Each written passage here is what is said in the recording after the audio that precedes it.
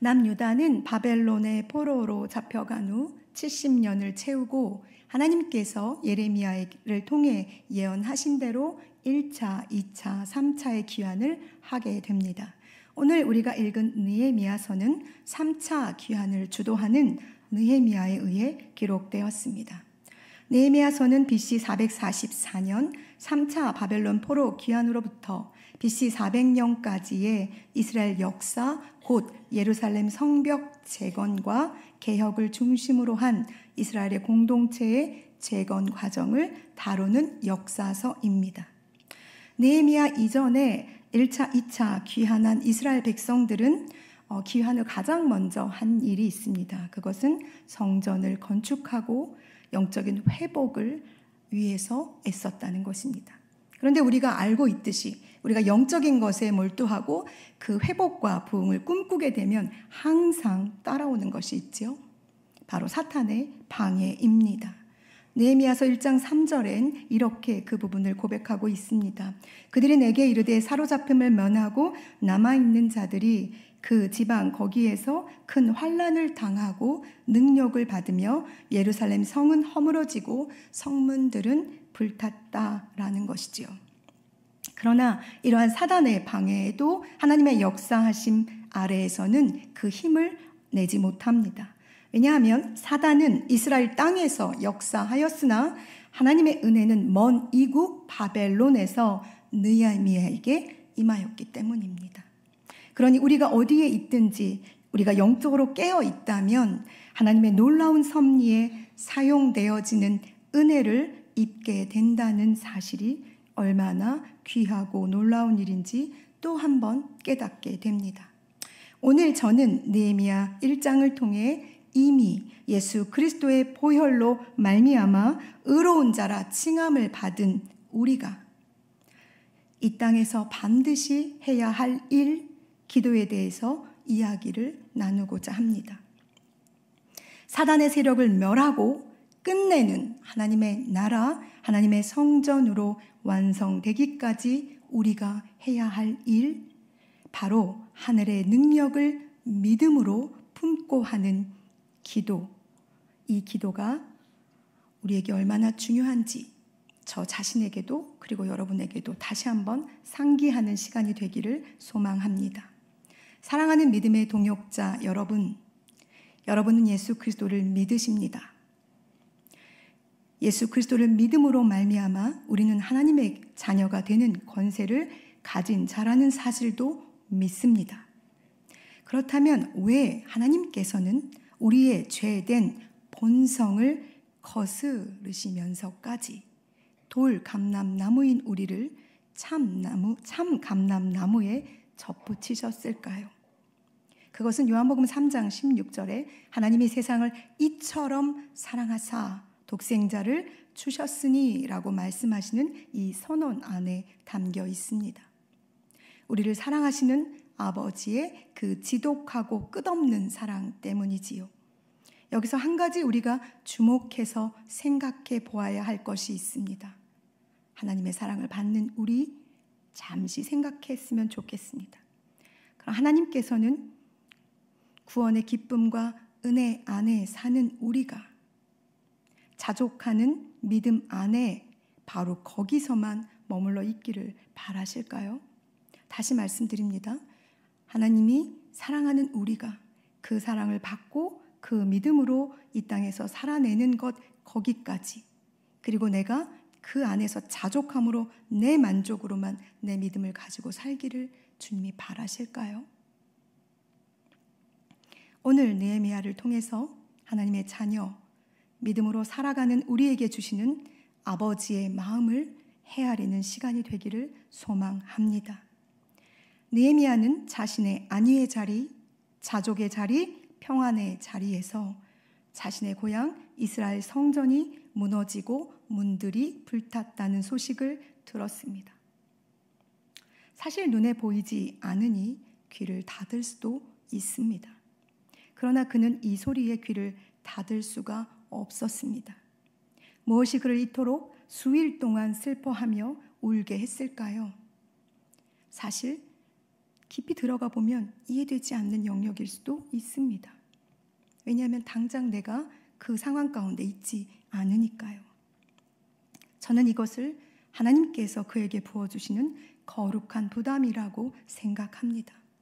노아가 방주를 지을 때, 아브라함이 본토 자기 집을 떠날 때, 모세가 이스라엘 백성들을 구원해낼 때, 그들은 모두 거룩하신 하나님의 임재하심으로 말미암은 거룩한 부담 때문에 방주를 지었고 본토 친척집을 떠났으며 이스라엘 백성들을 애굽에서 인도해내는 일들을 감당해냈습니다. 오늘 느헤미야에게도 이 거룩한 부담 때문에 그는 눈물을 흘리는 것을 넘어서서 금식하며 기도하는 자리까지 나아가게 된 것입니다. 전능하신 하나님의 임재 앞에서 우리가 할 수 있는 유일한 반응, 아멘, 주여 내가 여기 있사오니 나를 사용하옵소서라는 순종이 아닐까요? 사랑하는 여러분, 믿음의 동역자 여러분, 저는 오늘 이 예배의 자리에 오신 여러분과 제가 이런 하나님의 거룩한 임재 앞에서 그분을 경외함으로 하나님의 열정에 사로잡히기를 소망합니다. 그때 주님은 우리에게 하늘의 비밀을 알려주실 것이며 영혼에 대한 아버지의 사랑의 눈물을 우리로 하여금 흘리게 하실 것입니다. 거부할 수 없는 순종을 우리가 이해할 수 없어도 하게 하실 것, 그것이 바로 거룩하신 하나님의 임재 앞에 우리가 올려드리는 순종입니다. 우리에게 주신 이 믿음, 예수 그리스도를 믿음으로 영원한 영생을 소유함으로 내가 이 믿음 안에서 안위하고 기쁘고 평안하며 안전하다라는 것으로 만족하지 말고 이 놀라우신 하나님의 임재 앞에서 하나님이 가지고 계시는 그 열망과 열정을 소유함으로 말미암아 이 땅에서 믿는 자로 하나님 앞에 사용되어지는 이 영적 설레임을 경험하게 되기를 소망합니다. 이것이 하나님의 거룩한 임재 앞에 서는 것이며 거룩하신 하나님을 경외하는 자들이 가져야 할 마땅한 마음가짐이라고 생각합니다. 하나님을 경외하는 자 느헤미야는 그 모든 슬픔과 아픔을 하나님 앞으로 가져갑니다. 그리고 금식하며 기도합니다. 금식은 자신이 할 수 있는 애통의 표현의 최상이지요. 인생의 순리를 어기면서 하는 간절한 기도의 표현이기도 합니다. 자기 자신의 문제를 해결하기 위해서 금식하며 울며 기도하는 것이 아니라 자신의 조국, 자기가 속해 있지 않은 공동체, 멀리 떨어져 있는 그 나라를 위해 금식하며 그 땅의 결박을 풀어주시기를 위해 기도하고 있는 것입니다. 그 간절한 마음으로 그는 먼저 하나님을 부릅니다. 하늘의 하나님, 여호와, 크고 두려우신 하나님, 주를 사랑하고 주의 계명을 지키는 자에게 언약을 지키시며 긍휼을 베푸시는 주님이라고 하나님을 부릅니다. 우리의 산성이 되시고 피할 바위가 되시는 하나님을 기억하십시오. 그분에게 피할 때 거기가 바로 우리의 안전지대가 됩니다.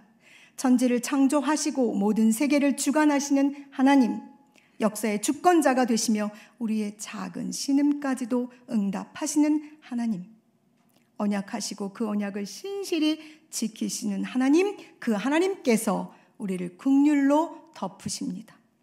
이 긍휼이 우리를 살게 하는 이유이지요. 예수님께서 생전에 계실 때에도 목자 없는 양같이 유리하는 무리들을 보시고 우신 적이 있습니다. 하나님의 긍휼하심 때문에 여러분과 제가 여기에 있고 그 긍휼하심 때문에 우리가 죄에서 자유를 얻게 된 것입니다. 긍휼하신 주님께 우리가 기도하는 것입니다.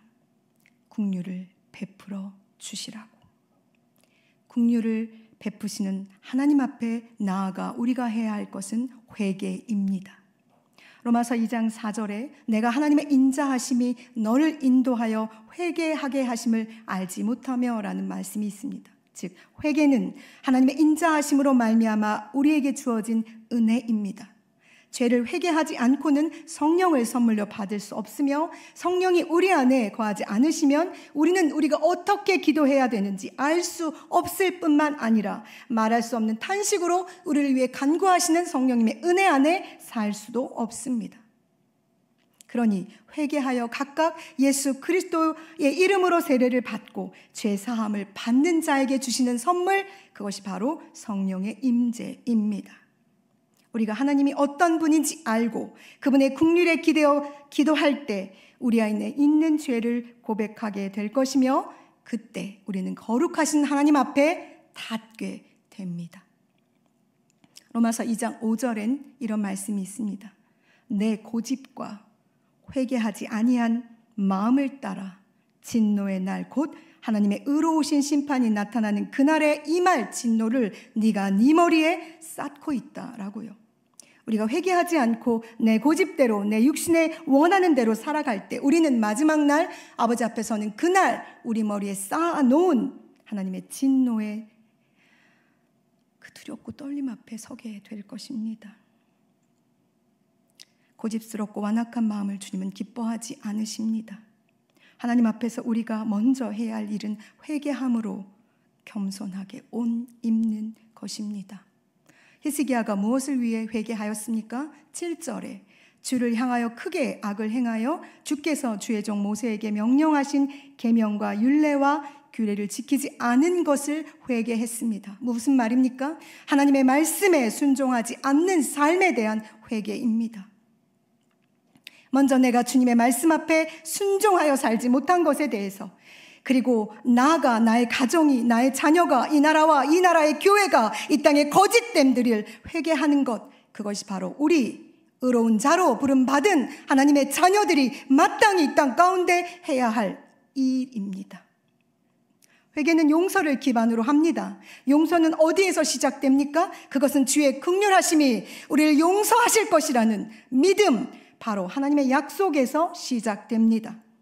그래서 느헤미야는 하나님께 주여 기억해 주십시오 라고 구합니다. 우리가 가지고 있는 성경, 여러분이 읽고 계시는 하나님의 말씀에는 수많은 하나님의 약속들로 가득 차 있습니다. 하나님이 친히 증인 되셔서 하신 약속이니 누구도 변개할 수 없으며 변할 수 없는 약속이 여기에 수없이 기록되어져 있습니다. 이것이 우리가 기도할, 우리의 입술을 열어 살아계신 하나님 앞에 구해야 할 근거가 됩니다. 느헤미야는 옛적 하나님께서 모세에게 하신 약속을 가지고 와서 하나님 앞에 기억해 주시기를 간구합니다.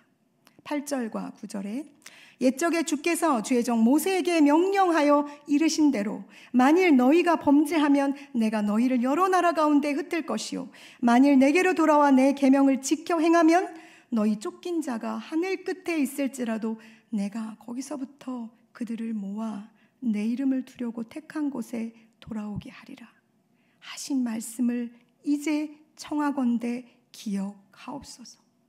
하나님이 기억하지 못하시는 분이 아니지요. 그러나 느헤미야는 언약하시고 그 언약을 지키시는 하나님의 신실하심 앞에 나아가 기도하는 것입니다. 기억해 주십시오. 기억해 주십시오. 기억해 주십시오. 우리가 하나님의 말씀, 즉 약속하시고 그 약속을 신실히 지키시는 하나님께 담대히 나아갈 수 있는 이유도 그분이 여기에 약속해 놓으셨기 때문에 우리가 그렇게 나아갈 수 있습니다. 주홍같이 붉은 재가 희게 된 것도 하나님께서 약속하신 근거로 우리가 이루어진 것입니다. 영원한 천국을 소유하고 있다는 사실도 하나님께서 약속하셨기 때문에 우리가 믿는 은혜 아닙니까? 그러니 매일의 삶 속에서 약속하신 이 말씀을 굳게 붙잡고 나아가지 않는다면 어떻게 그 약속이 내 삶을 통해 응답되어지는 것을 볼 수 있겠습니까? 우리는 늘 변하지만 하나님께서는 변하지 않으시는 분이십니다. 변하지 않는 하나님의 이름을 부른 느헤미야는 이제 자기 자신이 어떤 존재인지를 주님께 올려드립니다. 성경을 읽고 묵상하다 보면 하나님이 어떤 분이신지에 대한 약속의 말씀과 함께 그리스도인으로서 하나님의 자녀로서 내가 어떤 존재인지에 대해서 끊임없이 말씀하고 계십니다. 사랑을 입은 자, 구원함을 받은 자, 하나님의 보좌 앞에 담대히 나아갈 자, 주님의 어린 양, 수많은 우리 앞에 수식어를 통해 우리의 정체성에 대해서 성경은 기록하고 있습니다. 오늘 느헤미야는 10절에서 자신을 이렇게 고백합니다. 주께서 일찍이 큰 권능과 강한 손으로 구속하신 주의 종들이며 주의 백성이라고 말입니다. 하나님께서 우리의 왕이 되시며 우리가 그의 백성이 될 때 왕은 백성을 보호할 책임과 의무가 있습니다. 그러니 왕이신 하나님, 백성인 나를 보호하시고 우리를 지켜주시기를 명확하게 하나님 앞에 고백하고 있는 것입니다. 베드로 사도는 베드로전서 2장 9절에 너희는 택하신 족속이요 왕 같은 제사장들이요 거룩한 나라요 그의 소유가 된 백성이니라고 선언하고 있습니다. 하나님께서 택하신 족속이며 왕 같은 제사장들이며 거룩한 나라며 그의 소유가 된 백성 여러분, 여러분의 정체성을 굳건히 지켜내십시오. 그럴 때 우리의 왕 되신 하나님께서 우리를 보호하시며 지켜주실 것입니다. 마지막으로 느헤미야는 자신의 소망을 촘촘하게 기도합니다. 11절에 오늘 종이 형통하여 이 사람 앞에서 은혜를 입게 하옵소서. 여러분, 기도를 소홀히 여기지 마십시오. 스쳐 지나가 외친 소리도, 내 마음에 잠시 스치고 간 생각도 하나님께서는 붙잡아 기억하십니다. 숨을 쉬듯이 하셔야 하는 것이 기도입니다. 하나님께서 하나님께 은혜를 입기 위해서 기도해야 하며 뿐만 아니라 사람들로부터 은혜를 입기 위해 기도해야 합니다. 왜냐하면 우리는 끊임없이 사람들과 사람들 사이에서 살아가고 있기 때문이며 그 사람들을 통해서 하나님의 은혜가 나에게 흘러오기 때문입니다. 우리 자신의 은혜를 위해서, 자녀들의 은혜를 위해서 촘촘하고 꼼꼼하게 기도하십시오. 그것이 우리가 기도를 통해 승리하는 길을 경험하는 것이며 하나님이 살아계심을 사람들 앞에 드러내는 것입니다. 그것이 우리의 간증이고 그것이 우리의 찬송이 될 것입니다. 기도는 믿는 이들에게 가장 큰 무기입니다. 하나님께서는 가장 강력한 무기를 우리의 두 손에 주셨습니다. 그런데 우리가 두 손을 맞잡고 전능하신 아버지 앞에 기도하지 않으면 그 틈을 염려라는 녀석이 들어와 우리를 시험에 빠지게 합니다. 심지어 이 염려는 하나님을 신뢰하는 우리의 마음을 혼란스럽게 하여 멸망의 자리까지, 의심과 불평과 부끄러움의 자리까지 우리를 나아가게 합니다. 찰스 스펀전의 묵상집에는 이런 글이 있습니다. 10년 염려하는 것보다 10분 기도하는 것이 낫다. 즉 염려는 우리로 하나님을 신뢰하지 못하게 하는 사탄이 교모하게 사용하는 방법입니다. 예수님께서도 우리가 염려함으로 우리의 길을 한 자도 더 키울 수 없다고 말씀하시면서 염려하지 말라고 명령하셨습니다. 사도 바울도 빌립보서 4장에서 아무것도 염려하지 말고 오직 모든 일에 기도와 간구로 너희 구할 것을 감사함을 얹어 하나님께 구하라고 권면하고 있습니다. 우리의 염려가 우리의 기도를 막는다면 그것은 절대 하나님께서 기뻐하시는 것이 아닙니다. 그러니 지금 무엇인가 여러분 마음 안에 염려하시는 것이 있다면 지금 이 자리 당장 이곳에서 내려놓으십시오.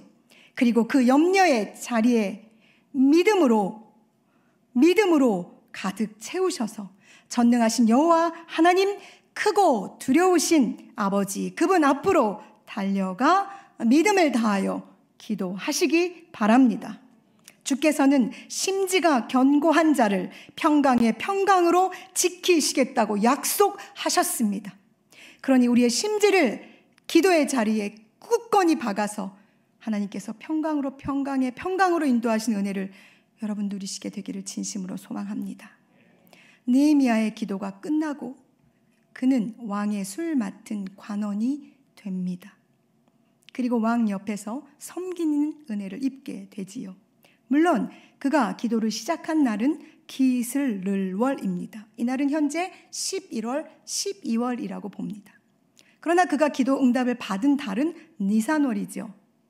3월에서 4월이라고 본다면 느헤미야가 예루살렘 성전이 허물어지고 성문들이 불탔다는 소식을 듣고 기도를 시작한 후 4개월의 정도가 지난 후에 그의 기도는 응답을 받은 것입니다. 그러나 그가 가서 하나님께 4개월을 기다려 기도의 응답으로 그가 예루살렘으로 가서 그는 성전을 완성하였습니다. 뿐만 아니라 이스라엘의 영적인 개혁을 그가 이룹니다. 놀라운 일이지요. 그의 눈물의 기도를 통해 하나님께서 일하셨습니다. 느헤미야를 통해서, 그의 눈물의 기도를 통해서 하나님께서 놀라운 일을 하셨다면 살아계신 하나님, 지금도 역사하시는, 지금도 불꽃 같은 눈동자로 우리와 동행하고 계시는 그 하나님께서 우리의 눈물의 기도에 응답하지 않으시겠냐고요. 그러니 우리가 어디로 달려가 무엇을 해야 하는지 오늘 다시 한번 우리의 자리, 내가 있어야 할 곳, 내가 부르짖어야 할 대상, 내가 무엇부터 해야 되는지를 점검하는 우리가 되기를 진심으로 원합니다. 여러분은 지금 어떤 말들을 듣고 앉아서 울고 수일 동안 슬퍼하고 계십니까? 그 마음 그대로 하늘에 계신 하나님, 전능하신 아버지 앞으로 나아가시기 바랍니다. 우리의 영의 옷을 찢고 금식하며 우리 함께 기도합시다. 긍휼을 베푸시는 하늘의 하나님께서 우리의 기도를 들으시고 우리에게 은혜를 입게 하실 것을 믿으며 언약 위에 서서 우리 함께 기도합시다. 모든 묶여있는 사단의 결박을 풀어 자유를 선포합시다. 오직 전능하신 하나님의 이름이 우리 가정 위에, 내 위에, 우리 자녀 위에, 우리 교회 위에, 이 땅 위에, 이 전 세계 위에 가득 임하시기를 의로운 자로 부름받은 우리는 기도해야 할 것입니다. 기도할 수 있는데 왜 걱정하십니까? 기도하면서 왜 앞으로 나아가는 일에 주저하십니까? 우리에게 있는 이 무기, 이것은 전능하신 하나님의 능력을 이 땅에 드러내는 가장 강력한 그리스도인들이 가지고 있는 무기입니다. 사랑하는 여러분, 여러분의 기도의 자리를 굳건히 지켜주십시오. 그 자리가 여러분과 여러분의 가족이 살 길이며 이 교회와 이 땅의 모든 영혼이 살 길임을 기억하여 주시기를 간절히 소망합니다.